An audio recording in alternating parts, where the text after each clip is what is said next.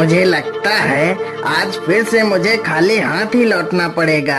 अभी तक तो मुझे कोई भी शिकार नहीं मिला है और प्यास भी लग रही है। क्या करूं? आसपास तो कोई नदी व तालाब भी नहीं दिख रहे हैं। शिकारी को चलते चलते काफी समय हो चुका था। मुझे लगता है वहाँ पर कोई झरना है। हाँ हाँ, जल्दी से चलकर देख लेते हैं। अरे वाह, यहाँ तो एक झरना है। चलो जल्दी से पानी पी लेता हूँ।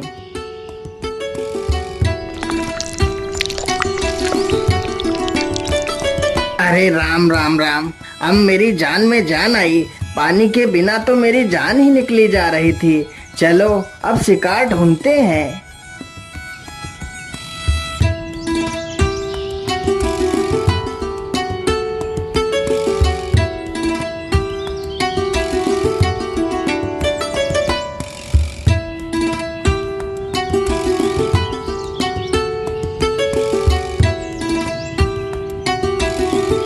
ओहो, यह इस पेड़ पर क्या बैठा है? अरे वाह, यह तो एक सुनहरा बाज है।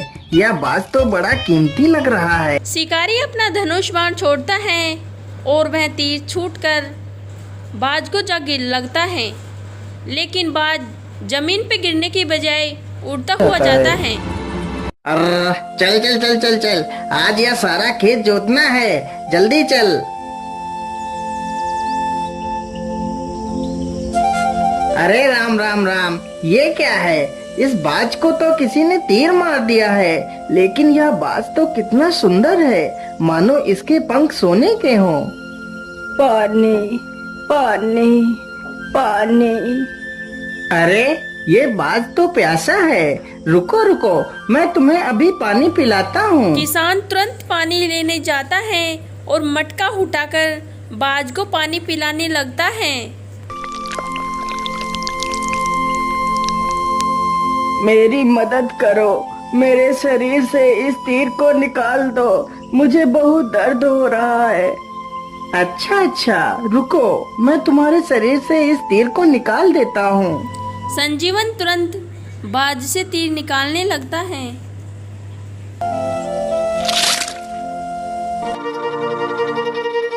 अरे राम राम राम, तीर निकालने के बाद तो खून निकलना बंद ही नहीं हो रहा है।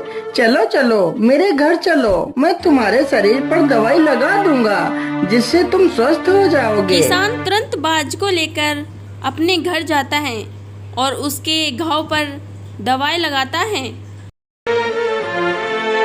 हे नेक दिल इंसान, तुमने मेरी मुसीबत में सहायता की है। मैं तुम्हारा ये एहसान कभी नहीं चुका सकता। तुम्हें जब भी मेरी मदद की आवश्यकता पड़े तो मुझे जरूर याद करना, मैं तुम्हारे पास दौड़ा चला आऊंगा। यह कहकर बाज उड़ता हुआ चला जाता है। किसान दूसरों के खेतों में मजदूरी करके अपना पेट पालता था। कुछ दिन बीत जाने के बाद किसान बूढ़ा हो जाता है, उससे काम नहीं होता अरे है। सजीवन दादा, आपको खेत जोतते जोतते पूरे 4 दिन हो गए हैं, अभी तक आपने मेरा खेत जोत ही नहीं पाया है। इतने दिनों में तो पूरे 4 खेतों की जुताई और हो जाती। क्या करूं मालिक, अब मुझसे जल्दी जल्दी काम नहीं हो पाता है। यदि काम नहीं हो पाता है तो जाकर अपने घर बैठिए, काम करने की कोई आवश्यकता नहीं है। बेटा, यदि मैं घर बैठ जाऊंगा तो खाऊंगा क्या? मुझे कुछ नहीं पता, तुमसे कोई काम नहीं करवाना। ये पकड़ो अपनी मजदूरी और जाओ यहाँ से। बेचारा संजीवन पैसा उठाकर अपने घर की ओर चला जाता है।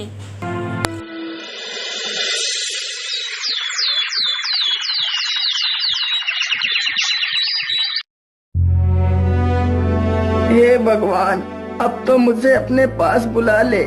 मुझे एक वक्त का खाना खाने के लिए भी सोचना पड़ता है।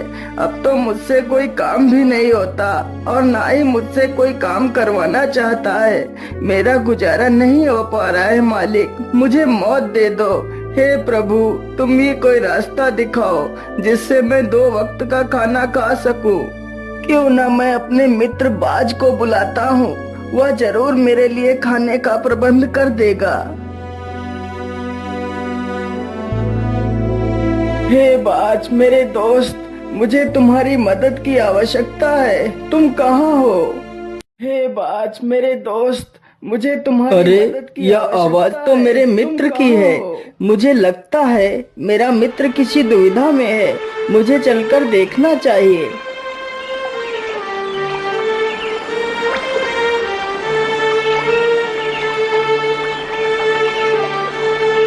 बोलिए मित्र, आपने मुझे याद किया। बोलिए क्या बात है?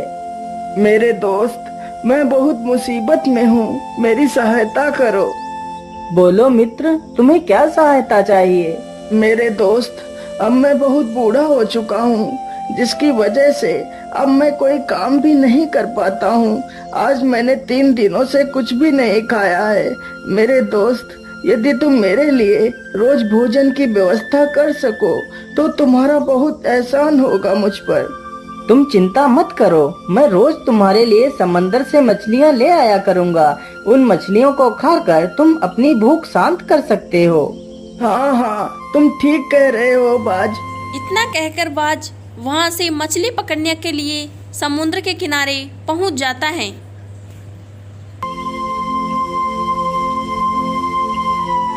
क्या करूं, कैसे मछली पकड़ूं? आज तो कोई भी मछली मुझे दिख ही नहीं रही है।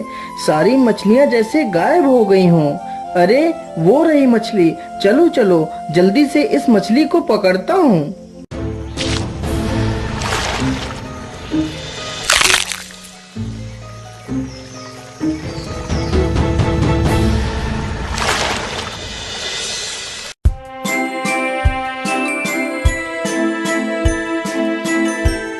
अरे वाह मेरे प्यारे बाज, तुमने तो मुझे मरने से बचा लिया, नहीं तो मैं भूखों मर जाता। नहीं मेरे मित्र, मेरे रहते हुए तुम्हें चिंता करने की कोई आवश्यकता नहीं। मैं रोज इसी प्रकार तुम्हारे लिए मछलियाँ ला दिया करूँगा। इसी प्रकार बाज रोज मछलियाँ पकड़कर लेकर आता और उस व्यक्ति को देखकर चला जाता था। अरे वाह वाह, अब तो घर में पड़े पड़े ही मुझे मनमाना भोजन मिल रहा है। अब तो मुझे किसी की मजदूरी करने की आवश्यकता भी नहीं पड़ती। खाने को तो मैं मछलियाँ खा लेता हूँ, लेकिन मेरे पास पैसा तो एक भी नहीं है। काश मेरे पास भी ढेर सारा धन होता तो मैं भी गाड़ी बंगला खरीदता, लेकिन गाड़ी बंगला मेरी किस्मत में कहाँ। अगले ही दिन जब बाज मछली पकड़कर लाता है तो उसके सोने के पंख बहुत ही चमक रहे थे। ओहो, आज तो इसके पंख कितने चमक रहे हैं। जरूर इसके पंख सोने के बने हुए हैं। यदि यह पंख मुझे मिल जाए तो मैं बहुत अमीर हो जाऊंगा। इन्हीं पंखों की मदद से मैं अपने लिए कार खरीदूंगा। क्या बात है भाई, आज तुम मुझे देखकर इतना चिंतित क्यों लग रहे हो? कुछ नहीं मेरे दोस्त, मैं बस यही सोच रहा था कि मेरी मदद के लिए मैं तुम्हारा शुक्रिया अदा कैसे करूं। मित्र, इसमें शुक्रिया की क्या बात है? तुमने मेरी जान बचाई थी, बदले में मैं तुम्हारी मदद कर रहा हूँ। इसमें क्या बड़ी बात है? इतना कहकर बाज वहाँ से चला जाता है। मुझे कुछ भी करके इस बाज के सोने के पंख छीनने होंगे। मैं ऐसा करता हूँ, जब कल वह बाज मुझे मछलियाँ देने के लिए आएगा तो मैं उसे मारकर उसके सारे पंख छीन लूंगा।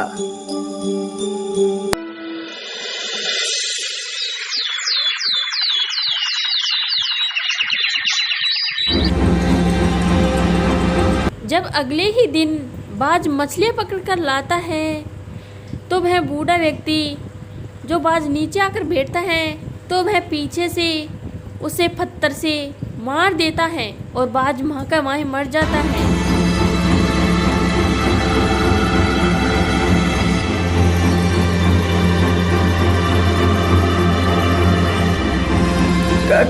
कौन हो तुम?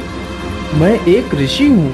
मैं बहुत लालची था, जिसकी वजह से मुझे मेरे गुरुदेव ने यह श्राप दिया था कि मैं एक सुनहरा बाज बन जाऊंगा, और जब कोई व्यक्ति मुझे देखकर लालच में आकर मेरी हत्या कर देगा तो मैं इस श्राप से मुक्त हो जाऊंगा, और यह श्राप हत्या करने वाले पर लागू हो जाएगा और वह भी एक सुनहरा बाज बन जाएगा।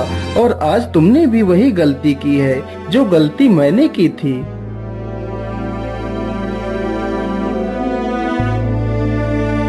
हे साधु बाबा, मुझसे बहुत बड़ी भूल हो गई है। अब मैं अपने वास्तविक शरीर को कैसे पाऊंगा? हे सुनहरे बाज, अब तुम भी किसी लालची व्यक्ति की तलाश करो। वह व्यक्ति ही तुम्हें इस श्राप से मुक्त करा सकता है।